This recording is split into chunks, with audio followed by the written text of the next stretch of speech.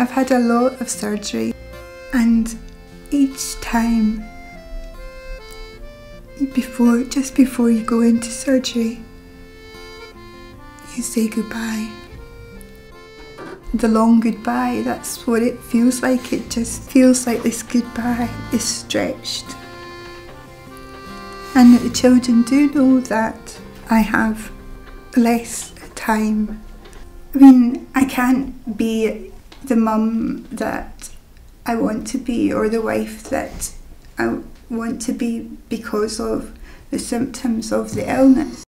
It's a non-malignant tumour on the brain. It's a lesion, and basically the problem is caused when they bleed. She has brain tumours, and the tumours have kind of spread, really, kind of all down her spine. Yeah, from my own experience, when Mum said to me for the first time, this isn't something that's going to go away. It's just going to be here and it's going to be present in the family. I was like, oh, I didn't ever think my life would be like this. I didn't ever think that I would have a dying parent. You know, it's not really something you think about. It's not something you expect to happen to you. When a life-limiting illness comes to stay, it's not just the unwell person who's affected, it's the whole family. Sometimes it is really tiring, and sometimes it's easy. Like today, got up and you don't think about it when you're at school and it doesn't affect you at all, and then other days it's just all you think about. Accepting help in this situation can be difficult. It means acknowledging that a loved one may die, and perhaps engaging with a place that many people prefer not to think about. St Vincent's Hospice, near Johnston, in Renfrewshire, offered the Cook family the lifeline they needed. I suppose what saved us was the hospice. Today, Fiona is not only receiving specialist medical and respite care from the hospice, but crucially, counselling. And this has enabled the whole family to come to terms with the new situation. We all do get counselling from the hospice. Well, a person from the hospice came and she started to talk to me. Like, we had meetings every week, and she kind of took me out of class and we had an hour session. So I think that was okay because she kind of avoided the subjects of feelings and stuff. So I kind of enjoyed that. I have a counsellor up there, and I can go up there. She's just such an amazing person. We just talked about like school and what's going on with friends and that kind of stuff. There's just a feeling of going in there and sitting down and you can just unburden. She offers empathy. A kind of unclenching. She also offers a safe space. Unwind a wee bit. So that I can talk to her in that room and then leave all those feelings in that room. I was scared because obviously with hospice comes a stigma of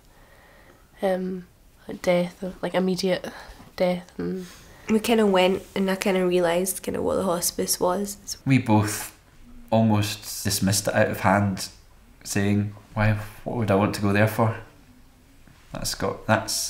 You're taking it too far now. What's going on? It's like a tiny bit like a hospital, but it's more like a homely hospital. Like, it's a lot more cosier. So it's a place to die comfortably.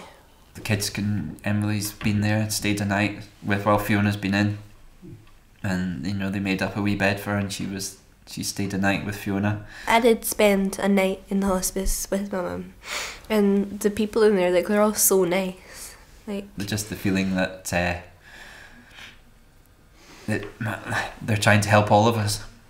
There's 4 of us, and each of us has a different counsellor. And they gave me my mum like tea and toast at like 1 o'clock in the morning. So sometimes it can feel like there's a lot of people in this family. So, like, they're all nurses and everything, but they're just, I don't know, it's kind of, I prefer the hospice to the hospital. You kind of think that it's not really a place to be feared as much as people might think it is. Like what she actually looks like. She's just like, she has a boy. She just looks like a boy. She's like completely like broad-shouldered, short hair. When you're a teenager, building friendships is what life is all about. So when life gets tough, it's important to have friends that understand. My dad died when I was like 11, so when I found out about Lucy's mum being ill, like it really struck a chord with me. So like I've definitely felt much closer to her because I feel like I can kind of understand what she's going through a wee bit more. Anybody here tell me what a hospice is?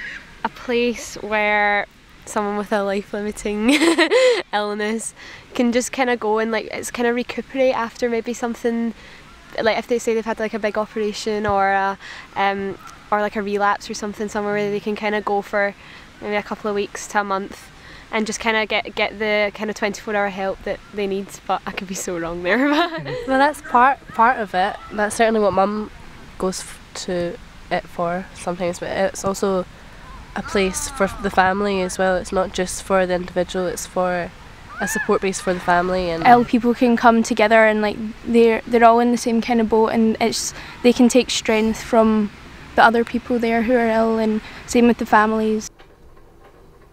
Today, largely due to her own strength, but also the crucial support of her family, her friends, and St Vincent's Hospice, Fiona has found a way of living with a life-limiting illness in the comfort and familiarity of her own loving home. Just on the road as you go out of Bridge of Weir, we pass where the cemetery is that I'm going to be buried in, but I'm going at the top because I don't want anybody's rubbish being, nobody's kind of bits and pieces are running into my space. No plastic flowers. I want fresh lilies every week for at least 30 years, I think. I think that should do it. And then Gordon can stop. He doesn't have to do it then. Let me tell you what they are. I saw a picture yesterday in the carpet on the floor. Kind of a soldier in a barbed wall. My friends bring me their photos, imagining the past. Pink stone of Petra.